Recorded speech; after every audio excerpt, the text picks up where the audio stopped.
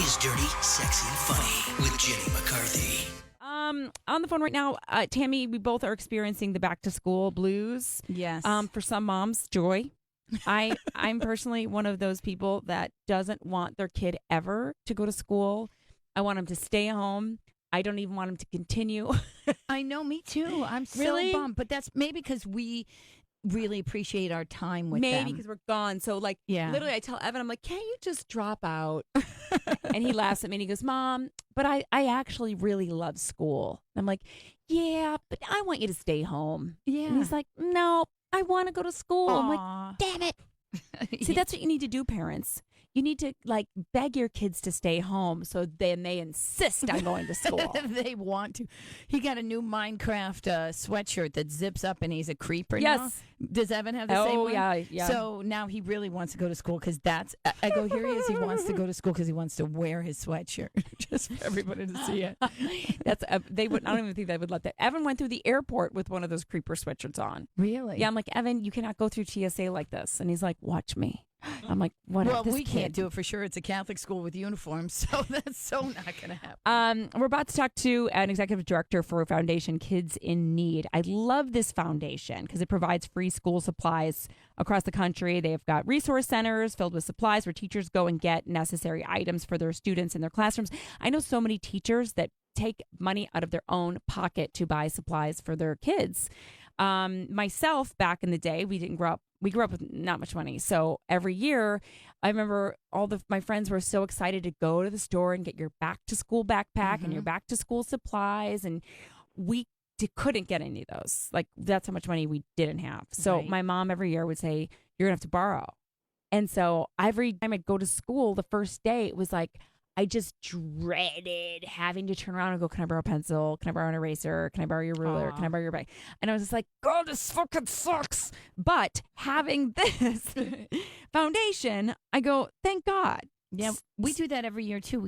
I called the school last year and said, if anybody doesn't have it, just let me know. You don't have to tell me who, and we'll just fill up. And then I filled up like 5 or 6 of them. That's really nice. Well, I gather them over time, and I only have one kid, so it's a little bit different for me. My one of my best friends, Julie, used to be a teacher in the project area of Chicago, and she said it was so frustrating because not only did they not have any supplies, but also even if she would bring in supplies for them, the kids wouldn't even do their homework, and the parents didn't care. They were like, no, you're supposed to make our kid do the homework, not us. So there was no parent involvement whatsoever.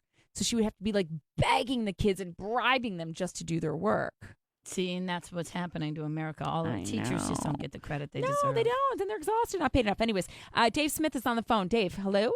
Hello, Jenny. Hi, Dave. Thank you so much for doing the show. Thanks for bringing some light to the cause. Last year, you guys distributed more than $117 million in supplies to more than 4 million kids.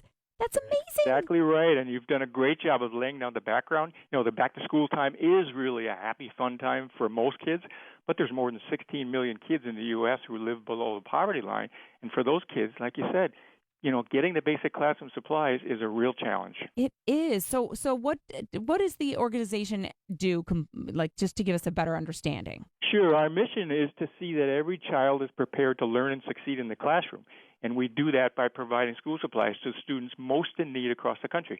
We have 4 different programs. One you mentioned was a network of 36 resource centers where teachers from low-income schools can go in and shop, and I put quotation marks around the shop because there's no cash register. Other than that, it looks like a retail amazing. store, and teachers leave resource centers with between $400 and $600 on each one of those shopping trips and they take the basic items back to the classroom to the students. And does anyone ever abuse the system? No, not really. Teachers, we have some limits, and most of the centers operate a little differently. We have some different partnerships across the country that help us with the centers, but most of them have limits on them, but the teachers always sign something that's saying the items we take are going to go back to the classroom and to be used by the students there. So how did your organization get its start?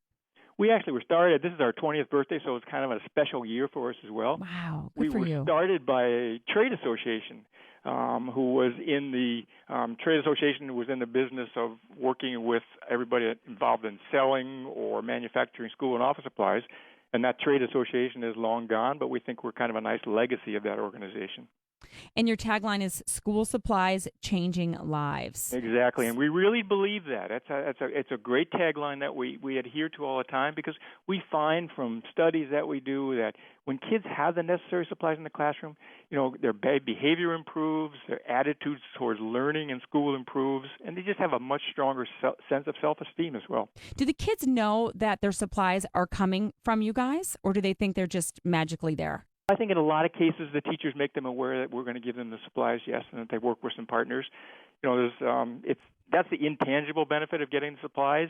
The tangible is obviously they have something to work in the classroom, but the intangible is here's somebody you don't even know has given you something. There's a message there as well, I think. Yeah, and especially to make you appreciate and take care of your supplies. Right. As Jenny has some funny stories. Sometimes you hand a backpack to a student in a classroom through events that we do, and it's got 20, 25 basic classrooms items in it, and they seem sometimes even hesitant because we're talking about kids that don't have anything. Right. And you have to convince them this is for you. Yes, you can take this. You can take it home. You can use it in the classroom.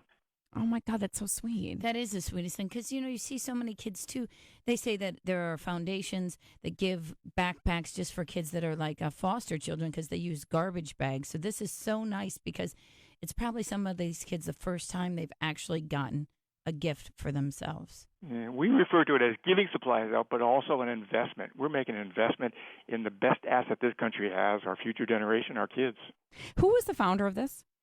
Well, like I said, we were started by the trade association, so now we're just an independent organization. We're a fairly small organization. We refer to ourselves sometimes as the little train that could, because there's only 12 of us. And sounds like my organization. Yeah. I'm like, we're in 38 countries, but there's only 5 of us in the office. Yeah. But we're kind of a lean organization. It keeps that admin down. Like you said, only 2% goes to admin, and the rest, 90% the donations go directly to the people. Exactly. One of the things we're most proud of is that organizations that rate not-for-profits, 2 big ones are Charity Navigator and GuideStar, and they give us consistently year in, year out their highest rating for using the dollars in the right way. So where do you get the dollars from? How do you guys make money? We get dollars from corporations and individuals both. We get product donated from corporations and retailers. We get support a lot from people in the industry and just people outside of the industry as well. So like Tammy was saying, if you want to help this school year, like for people that can't, can we send supplies or money somewhere? Exactly. A couple of different ways you can help. You can text the word school to the number 41444.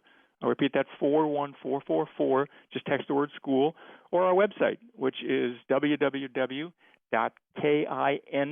which is the first letter of Kids in Need Foundation.org.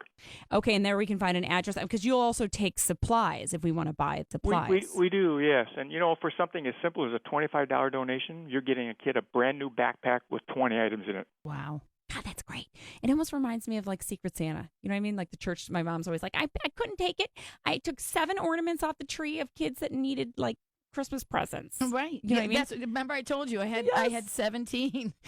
That's crazy. I'm like, I don't think I'd be able to stop. If when you know that there's a child associated with like you would wind up going, oh, I can't just take care of one child. I need 40 of them. Right. And there's so many deals now. When you're going shopping for your kids, they have back to school. You buy one, get one, put it in a box, toss it over to this organization, figure that out, or take the for $20. That's crazy. So can people actually volunteer their time? They can, for sure. Like this network of resource centers always needs volunteers. And again, through our website, we can help connect with the center in your local area too.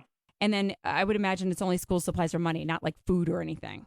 No, and there are the basic things we use whenever we can get basic hygiene items or clothing, because again, if kids don't have notebooks and pencils, a lot of times they don't have mittens and hats either. Don't make me cry. I'm PMSing, Dave. I can't take it. What a wonderful thing you're doing, Dave Smith, Executive Director of Kids in Need. For more information, go to, what is your organization website? Is it KINF.org? KINF.org. Okay, and at Kids in Need on Twitter for more information. Thank you so much. Keep up the good work, my friend. Thank you so much. You got it. Bye-bye.